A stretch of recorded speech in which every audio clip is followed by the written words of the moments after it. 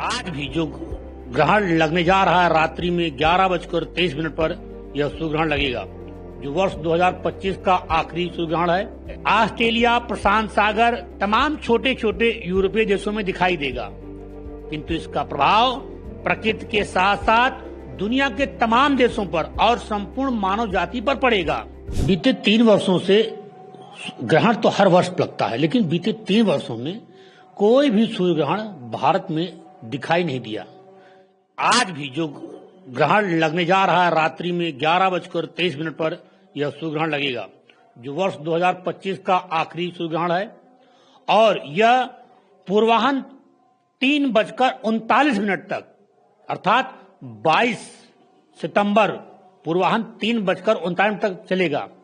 यह भारत में दृश्यमान नहीं है, इसलिए इसका सूतक भी भारत में नहीं माना जाएगा। यद्यपि चंद्र ग्रहण का सूतक 9 घंटे पूर्व लगता है और सूर्य ग्रहण का सूतक 12 घंटे पूर्व लगता है, भारत में दिखाई नहीं देगा, इसलिए इसका सूतक भी नहीं माना जाएगा। किंतु इसके प्रभाव में रत्ती भर भी कहीं कोई अंतर नहीं है। ऑस्ट्रेलिया, प्रशांत सागर, तमाम छोटे छोटे यूरोपीय देशों में दिखाई देगा, किंतु इसका प्रभाव प्रकृति के साथ साथ दुनिया के तमाम देशों पर और संपूर्ण मानव जाति पर पड़ेगा। बीते 3 वर्षों में 15 दिन से में लगातार 2-2 ग्रहण पड़ते आए हैं। जिन जिन देशों में ये ग्रहण दिखाई पड़ा, उनकी भौगोलिक स्थिति आज बिगड़ चुकी है। भारत के लिए ये सबसे अच्छी बात यह है कि ये दिखाई नहीं देगा।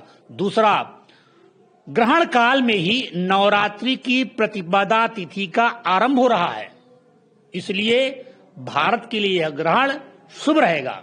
यद्यपि षड्यंत्रकारी तत्व उभरेंगे, नाना प्रकार के षड्यंत्र रचे जाएंगे, हिंसक घटनाओं में वृद्धि होगी, किंतु कुल मिलाकर ये भारत के लिए सकारात्मक रहेगा। कारण यह है कि ग्रहण काल में ही नवरात्रि की प्रतिपदा तिथि का आरंभ हो रहा है और नवरात्रि में लग रहा यह ग्रहण भारत के लिए शुभ रहेगा।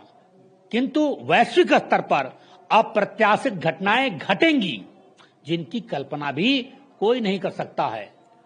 तमाम भूकंप में वृद्धि होगी, प्राकृतिक आपदाओं की नित नई नई घटनाएं वैश्विक स्तर पर दिखाई देंगी। भारत के लोगों को, चूंकि भारत के लिए तो शुभ ही है, ग्रहण काल में ही प्रतिपदा तिथि का आरंभ हो रहा है, और ऐसे में भारतवासियों को चाहिए कि इसको नजरअंदाज न करें। ऐसा ही ग्रहण द्वापर युग में दिखाई पड़ा था, महाभारत युद्ध से पहले माता गांधारी ने देखा था, जिसका परिणाम पूरे विश्व ने भोगा था।